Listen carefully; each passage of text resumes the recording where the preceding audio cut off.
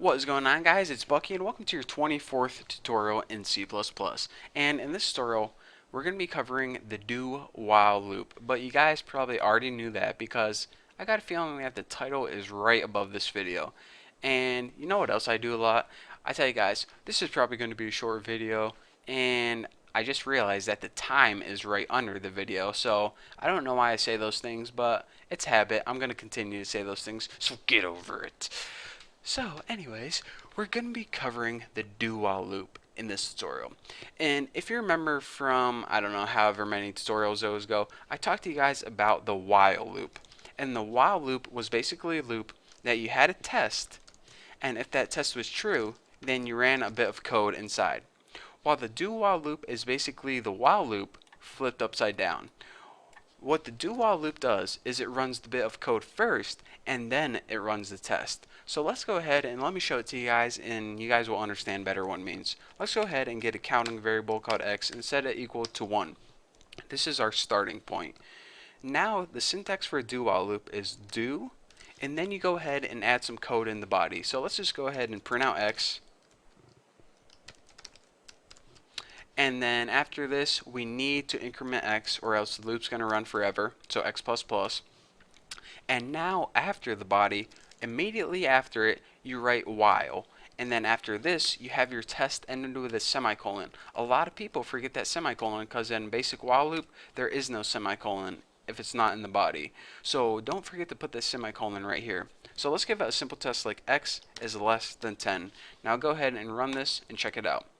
Just like the while loop, it ran the same bit of code, printed out x on the screen, from 1 all the way to 9. Pretty cool, huh?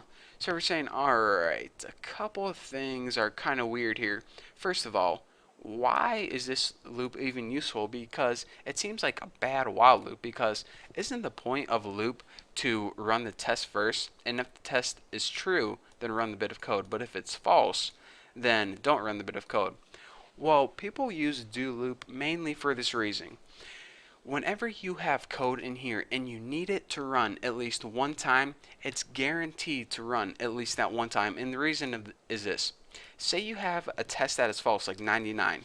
Well, this test is going to come false as soon as it hits it. 99 is not less than 10. 99 is a whole lot bigger than 10. So whenever you run this, it's just going to print out 99. So as you can see, it ensures that you run your code at least one time before testing it at all. So no matter what this value is, it's going to do it one time and then test it. So whenever you want to run your code, guarantee that it runs at least one time. This is what you do.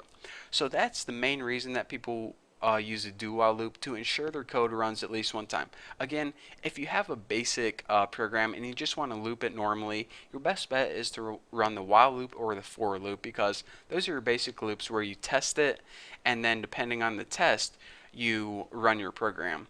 So again, this is basically a weird kind of loop. This is probably the most uncommon loop, but whenever you come across it, I wanted you guys to pick up on it, understand what it's doing, and why some people prefer it over the while loop.